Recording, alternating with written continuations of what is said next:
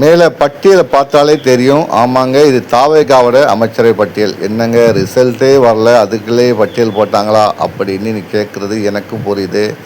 ஆனால் தாவேகா கொஞ்சம் ஆர்வ கோளாறில் நிறைய விஷயங்கள் பண்ணியிருக்காங்க. ஏதோ நம்பிக்கை, சார் ரைட்டு, அவங்க நம்பிக்கை அடிப்படையில் என்னென்ன தொகுதிக்கு யார் யார் அமைச்சரவை போட்டிருக்காங்க பார்ப்போமா.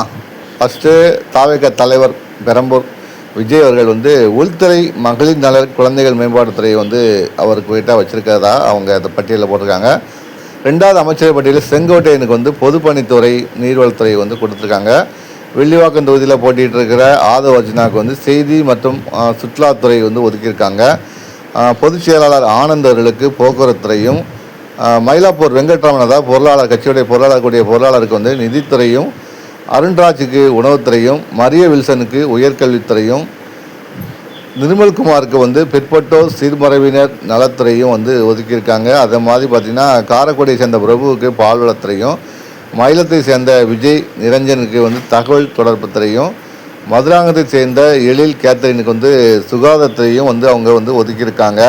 மதுரை மத்திய தொகுதி முஸ்தபாவுக்கு சத்துணவுத்துறை அதாவது ஊட்டச்சத்துத்துறை ஒதுக்கியிருக்காங்க.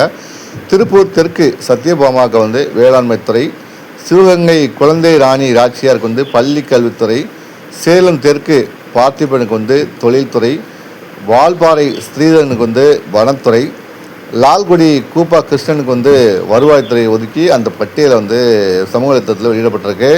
இந்த பட்டியலில் ராசிபுரம் தொகுதியை சேர்ந்த லோகேஷுக்கு பார்த்திங்கன்னா இந்து சமய அறநிலைத்துறை ஒதுக்கப்பட்டிருக்கு. அவினாசியில் போட்டிகிட்டு இருக்க கமலி அவங்களுக்கு ஸ்போர்ட்ஸ் டிபார்ட்மெண்ட் அதாவது விளையாட்டுத்துறை ஒதுக்கியிருக்காங்க. கும்பகோணத்தை சேர்ந்த தாவேகா நிர்வாகி வினோத்துக்கு கூட்டுறவுத்துறை, அதே மாதிரி பார்த்திங்கன்னா சீர்காழி சேர்ந்த கோபிநாத்துக்கு பத்திரப்பதிவுத்துறை வழங்கியிருக்காங்க. அதே மாதிரி திருத்தணி சேர்ந்த சத்யகுமாருக்கு பட்டினத்தவர் நலத்துறை ஒதுக்கியிருக்காங்க. அதே மாதிரி ஆண்டிப்பட்டி லெஃப்ட் பாண்டிக்கு சட்டத்துறை ஒதுக்கப்பட்டுள்ளது. கம்பம் ஜெகநாத் மிஸ்ராவுக்கு சமூக நீதித்துறை ஒதுக்கியிருக்காங்க. அதேமாதிரி 25 பார்த்திங்கன்னா சோழவந்தான் கருப்பையாவுக்கு ஊரக மற்றும் வளர்ச்சித்துறை மினிஸ்ட்ரி ஒதுக்கப்பட்டிருக்கு. இப்போது இந்த பட்டியல் தான் வேகமாக சமூக வலைத்தளத்தில் பரப்பப்பட்டு வருது.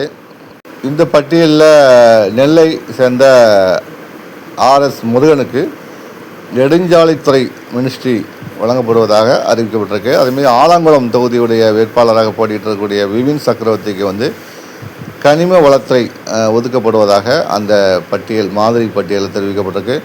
குளச்சலில் பிரேம் அலெக்ஸுக்கு சிறுபான்மையினர் நலத்துறை ஒதுக்கப்படுவதாக தெரிவிக்கப்பட்டிருக்கு. அதே மாதிரி கடையநல்லூரை சேர்ந்த ஜலீல்ஸ் அவருக்கு வெளிநாடு வாழ் தமிழர் நலத்துறை ஒதுக்கப்படுவதாக தெரிவிக்கப்பட்டிருக்கு. இந்த பட்டியலெலாம் யார் வெளியிட்டா அப்படின்னு கேள்வி கேட்டிங்கன்னா இந்த பட்டியலெலாம் கிட்டத்தட்ட தாவேகா நிர்வாகிகள், தொண்டர்கள் தான் உருவாக்கி சமூக வலைத்தளங்களில் பரப்பிட்டுருக்காங்க. இவர்களில் இப்போ சொன்ன 29 பேரில் எத்தனை பேர் வெற்றி பெறுவார்கள், எத்தனை பேர் சட்டசபைக்கு செல்ல போகிறாங்கிறது ஒரு கேள்வியாக தான் இருக்குது. ஏன்னா மே 4 தான் ரிசல்ட் வரப்போகுது. மே 4 தான் இல்லை யார் வெற்றி பெற்றாங்க தெரிய வரும். அப்படியே வெற்றி பெற்றாலும் தாவேகா ஆட்சி பிடிக்குமா பிடிக்காதாங்கிறதும் அந்த நாளில் தான் தெரிய வரும். இருந்தாலும் தாவேகாவினர் உற்சாகம், ஆர்வம் இந்த பட்டியல் வெளியிட்டதை பார்க்கும்போது நன்றாகவே தெரிகிறது. இதை பற்றி நீங்கள் நினைக்கிறீங்க, கமெண்ட் பாக்ஸில் பதிவு பண்ணுங்கள். தொடர்ந்து அரசியல் பேசலாம். நான் உங்கள் பேனாக்காரன்.